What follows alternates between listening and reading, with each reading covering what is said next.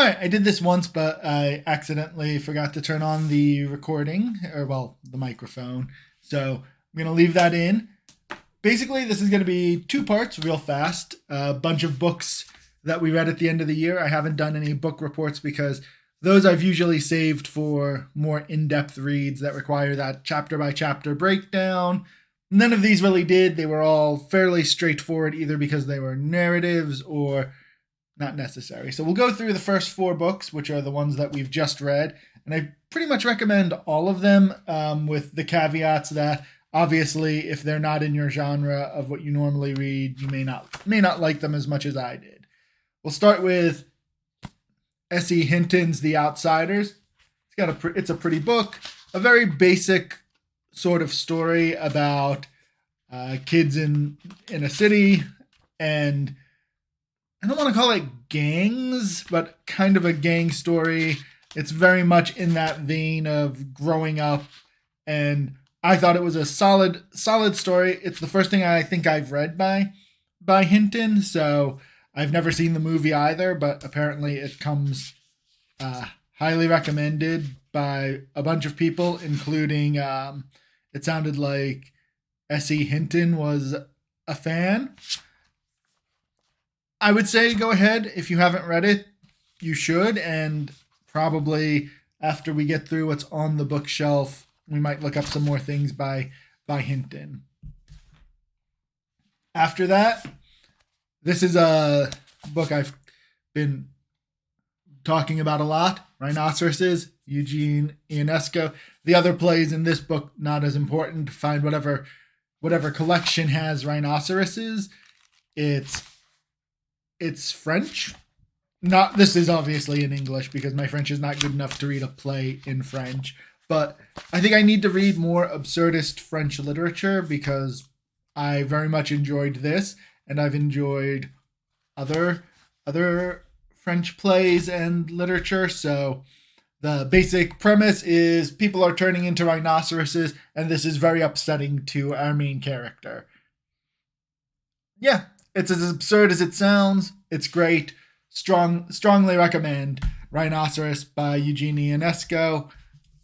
The other ones in here were The Leader, The Future is in Eggs, and It Takes All Sorts to Make a World. I didn't like any of them. They were all... I think part of it is they just were very short, so I think at least The Leader would have worked better seeing a production than reading a play of it. And maybe the other two as well require the visual. Like on paper, it maybe not work, but Rhinoceros is great either way. Third and the last one in our fiction review, Record of Lodoss War, which if you've seen the anime, you've got about 80 to 90% of what's going to happen in here. There's a few changes. I also think there's a few things that were added in for the anime that make it better.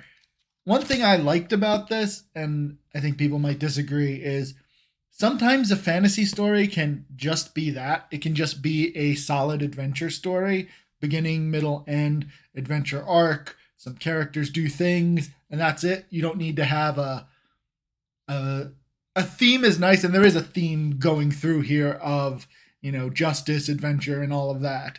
But it's just that. It's there, but it's not what the book is about. The book is about the adventure, and the theme, I don't want to say is secondary, but the theme doesn't force and bend the narrative around it. So it's a nice, simple adventure story. This translation was solid enough. It never felt like there was anything all that weird in it. There were a few phrases that get used over and over again, but I think that's just noticeable because shorter book, and I believe the original author isn't a professional author, so I feel like those are just the sorts of phrases he uses.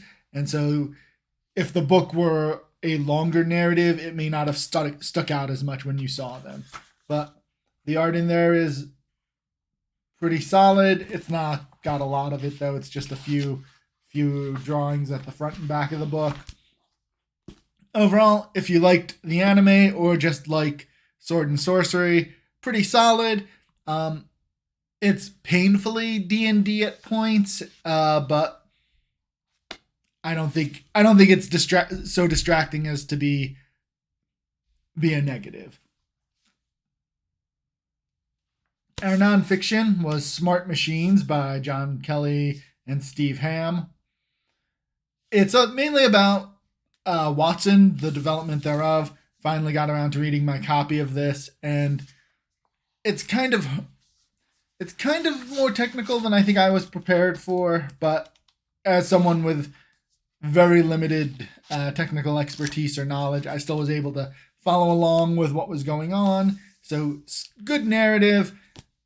It's kind of unavoidable when you're talking about something like IBM's Watson or anything like that for parts of the book not to kind of feel like an advertisement for IBM. But honestly, it's not that big of a deal. You kind of should expect that if you're going to be reading anything that's about a company, that there's going to be points where they're trying to make the company, you're going to see the best of the company because that's what the book is about. So solid. I would recommend if you're interested in Watson, AI, or anything of that sort. So that was it. That was it for 2022. 2023 going forward. Variety of books.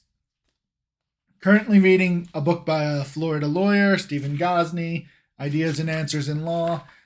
This is a little bit overly focused on Florida law but general readers should get some really good general ideas in here. If you're not interested in legal writing, though, obviously this is a book that's not for you. Similarly, the next book on my to-do list is one where probably not, it's kind of big, we're probably not going to read it cover to cover. It's Richard Bartle's Designing Virtual Worlds. I'm curious about what's in here, see if there's anything I can learn to help me with either adventure design or just design in general. Overall, we might end up reading it cover to cover if it keeps our attention, but we might also just go through. If this turns out to be super great, it might be our next breakdown in a long form book review, but I don't see that happening just because I think it's overly technical and there's not a lot to explain that's not just read the book. But we'll see. It's been on the shelf for a while, so we should read it. Another thing that's been on our shelf for a while, Richard Garriott's book. Pretty much everything he's ever done that I've gotten my hands on, I've liked. So it'll be interesting to see him tell his own story. And it'll be fun, I think. May not. If it ends up terrible, well then, oh well. Oh hey, Elon Musk, Stephen Hawking, Steve Wozniak, Ernest Klein. Okay, so a lot of people recommend this book. We'll see. Either way, Richard Garriott's an interesting person. And then the first fiction book for 2023, another one that's been on my shelf for a while, Ancillary Justice. And by a while, I mean probably going on 3 to 4 years. It just keeps getting moved back and back because, I don't know, it's just interesting enough that I have it, but I don't know. Usually the sci-fi that I pick up, I end up either reading or it's, I might like it. I have a feeling I'm going to like it, but it just hasn't made it to the top of the list yet. So there are books for 2022, 2023, and we'll try and do more book reports going forward because I've neglected to do them, and I kind of enjoy just talking about books, even if we haven't had any to really go super in depth on. So there we are. There's some books.